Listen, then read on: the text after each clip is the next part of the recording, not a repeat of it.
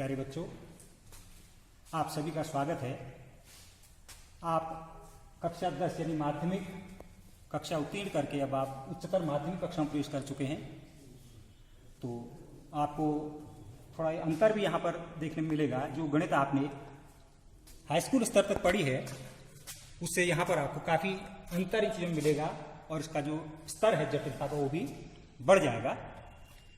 तो इसके अंतर्गत जो आपका पहला पाठ है आपके पाठ्यक्रम में वो है समुच्चय सिद्धांत। बीजगणित के अंतर्गत आपके दो यूनिट रखी गई हैं कक्षा 11 में। पहले यूनिट में आपके साथ समुच्चय सिद्धांत के साथ फलन और त्रिकोणमिति फलन ये चीजें हैं, और त्रिकोणमिति के दूसरे भाग में जो बीजगणित का दूसरा भाग है उसमें क्रमचय, सम्मिश्र संख्याएं और अशमिका इत्यादि चीजें रखी गई हैं। उसके अलावा निर्देशांक ज्यामिति आपने पढ़नी कक्षा 11 में, प्रोबेबिलिटी यानी स्टैटिस्टिक्स आपने पढ़नी है। तो शुरुआत आपकी होती है समुच्चय सिद्धांत से। क्योंकि शुरुआत हो रही है, आप यहीं से ध्यान से चीजों को देखेंगे और समझने की कोशिश करेंगे। हम अब टॉपिक में आते हैं। जैसे कि मानव का ये स्वभाव है चीजों को संग्रहित करना। हर व्यक्ति की ये इच्छा होती है या ये मानवीय गुण होता है कि वह चीजों का संग्रह करता है। तो उसी से संबंधित, संग्रह से संबंधित ही इसका अर्थ है, समुच्चय का अर्थ है। इसका जो आज के समय में उपयोग है गणित में तो इसका उपयोग है ही है समुच्चय का। इसके अतिरिक्त अर्थशास्त्र, भूगोल इत्यादि विषयों में भी समुच्चय का काफी ज्यादा मात्रा में उपयोग होता है। तो इसके विकास का जो प्रारंभिक जो श्रेय जाता है वो जाता है जॉर्ज कैंटर को। जॉर्ज कैंटर एक जर्मन गणितज्ञ थे। सबसे पहले समुच्चय के बारे में जॉर्ज कैंटर ने इस चीज को गंभीरता से लेते हुए आगे बढ़ाया था। तो इसके खोजकर्ता हम आज भी जो है जॉर्ज कैंटर के नाम से ही जानते हैं। अब हम इसकी कुछ जो मूल परिभाषा है आपकी समुच्चय की उस पर आते हैं। समुच्चय की परिभाषा क्या होती है ये आप देखिए। हम कहते हैं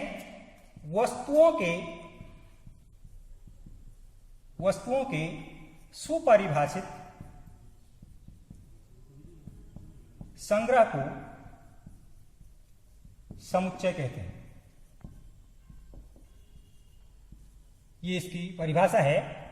वस्तुओं के सुपरिभाषित संग्रह को समुच्चय कहते हैं। जैसे मैंने शुरू में कहा कि मानव स्वभाव है वस्तुओं को संग्रह करने का।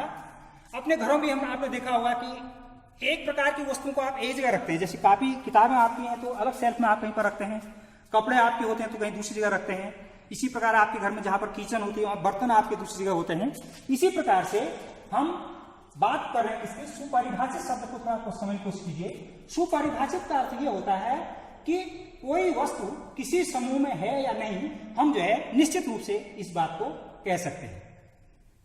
सुपरिभाषित अर्थ मैंने कहा कि कोई वस्तु किसी समूह में है या नहीं, यह हम आसानी से एक नजर में देख करके कह सकते हैं कि यह वस्तु उस संग्रह में है या नहीं है। तो ऐसी वस्तुओं के समूह को हम समुच्चय कहते हैं।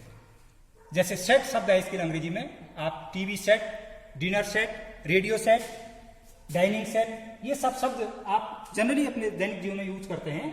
तो सुपरिभाषित का अर्थ मैंने कहा कि वस्तु उसमें है अथवा नहीं है। अब उसके बाद आता है हमारा किसी समुच्चय को व्यक्त हम कैसे करते हैं। इसके लिए हम अंग्रेजी वर्णमाला के प्राय बड़े अक्षर का प्रयोग करते हैं। तो इससे पहले मैं जब से ये नोटेशन बता रहा था, इससे पहले बता दूं कि किसको हम समुच्चय कहेंगे, किसको सेट नहीं कहेंगे। जैसे हम कहें कक्षा 11 के विद्यार्थियों का समुच्चय, कक्षा 11 के विद्यार्थियों का समुच्चय ये जो संग्रह होगा, ये मैं पहले संग्रह शब्द यूज कर रहा हूं, ये संग्रह होगा, ये क्या होगा, एक समुच्चय होगा। क्योंकि हमें ये पता है कि निश्चित रूप से कक्षा 11 के विद्यार्थी इसमें लिए गए हैं। इसी प्रकार से मैं कहूं विश्व के 5 खतरनाक जानवर, अगर मैं इस संग्रह को बनाता हूं तो ये आवश्यक नहीं है कि जिन जानवरों को मैं लिखता हूं खतरनाक, जिनको श्रेणी में रखता हूं, ये हो सकता है कि दूसरा व्यक्ति उनको खतरनाक नहीं मानता है। अगर मान लो मुझे शेर से भय है तो ये आवश्यक नहीं कि दूसरा व्यक्ति जो है शेर से ही भय खाए, हो सकता है वो सांप से डरे। तो ये क्या है, ये जो है सुपरिभाषित नहीं हुआ। सुपरिभाषित का अर्थ हुआ कि चीज वो स्पष्ट हो जाना चाहिए कि संग्रह में वस्तु होगी या नहीं होगी। इसी प्रकार से अगर मैं कहूं अंग्रेजी वर्णमाला के स्वरों का संग्रह में कहूं, तो हम जानते हैं कि अंग्रेजी वर्णमाला के जो स्वर होते हैं हमारे ए, ई, आई, ओ, यू, तो इस संग्रह में बिल्कुल क्लियर है कि कौन कौन से इसमें संग्रह में वस्तुएं आएंगी। अतः यह क्या हुआ, एक समुच्चय हुआ। अब हम आते हैं समुच्चय के प्रतीक की बात हम कर रहे थे, तो समुच्चय को हम क्या करते हैं, अंग्रेजी वर्णमाला के बड़े अक्षर ए, बी, सी इत्यादि से नोट करते हैं। और कुछ खास समुच्चय हमारे हैं जिनका बार बार हम फ्रीक्वेंटली यूज करेंगे, वह है आपके एन। ये होता है प्राकृतिक संख्याओं का समुच्चय, इनको आप याद भी करेंगे। प्राकृतिक संख्याओं के समुच्चय को हम एन से नोट करेंगे। इसी प्रकार आर, आर का यूज होगा वास्तविक संख्याओं के समुच्चय के लिए। क्यू परिमेय संख्याओं के समुच्चय को व्यक्त करेगा। जेड पूर्णांकों के समुच्चय को। इसी प्रकार एन, आर, डब्ल्यू ये पूर्ण संख्याओं को। ये हमारे नोटेशन है जिनका बार बार फ्रीक्वेंटली हम आगे को कक्षा 11 में आप देखेंगे कि जगह जगह विभिन्न चैप्टर्स में यूज करेंगे। तो ये हो गया किसी समुच्चय को व्यक्त करने का तरीका। अब उसके बाद हम ये देख रहे हैं कि किसी समुच्चय के अवयव क्या होते हैं। यहां पर मैंने लिखा अंग्रेजी वर्णमाला के स्वरों के समुच्चय को। अब मैं जान चुका हूं कि मैं क्या करूंगा कि इसी में से कोई बड़ा कैपिटल लेटर लेता हूं। मान लो इसको, इस सेट को ए से नोट करता हूं, तो ए बराबर ऐसे हमने लिख दिया है। अब जो तरीका हमारा है किसी समुच्चय को व्यक्त करने का, हम क्या करते हैं, कर्ली ब्रैकेट के अंदर रखते हैं। कर्ली ब्रैकेट लगा दिया और सारे एलिमेंट्स को कॉमास की सहायता से अलग कर दिया।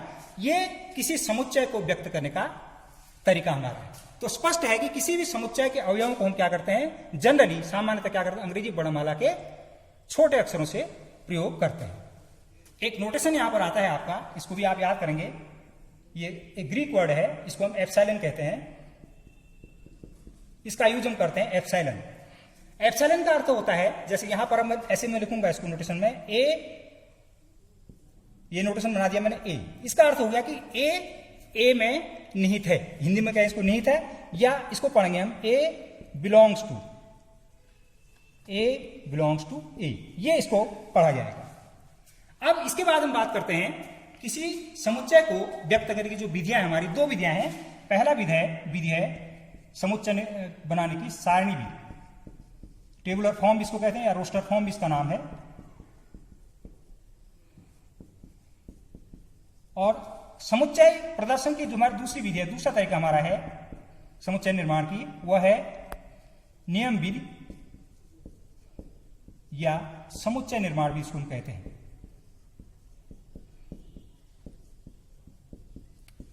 तो समुच्चय के सारणी विधि का तरीका हमारा क्या है, जैसे यहां पर मैंने लिखा था एक समुच्चय को, ये सारे के सारे एलिमेंट मैंने लिखे, बाहर से कर्ली ब्रैकेट लगाया है और इनको कॉमास की सहायता से सेपरेट कर दिया। तो ये नोटेशन है किसी समुच्चय को दिखाने का सारणी का तरीका। इससे पहले एक चीज मैं बताना और जो भी समझ रहा हूं आपको कि अवयव का क्या मतलब है, इनको हम अवयव शब्द प्रयोग करेंगे। किसी समुच्चय के अवयव वे सारे अवयव होते हैं, वे सारे अवयव उस संग्रह के जो सारे के सारे अवयव हैं, सारे जो संग्रह में जो हमने वस्तुएं ले रखी हैं वह क्या कहलाते हैं, उस समुच्चय के अवयव कहलाते हैं। इस प्रकार से इस समुच्चय के ये 5 अवयव हैं। तो समुच्चय के सारणी विधि में या रोस्टर विधि में क्या करेंगे, सारे अवयवों को लिखा, ये कर्ली ब्रैकेट के अंदर लिख करके कॉमा की सहायता से अलग कर दिया। ये तरीका है किसी समुच्चय के सारणी विधि का। दूसरा तरीका है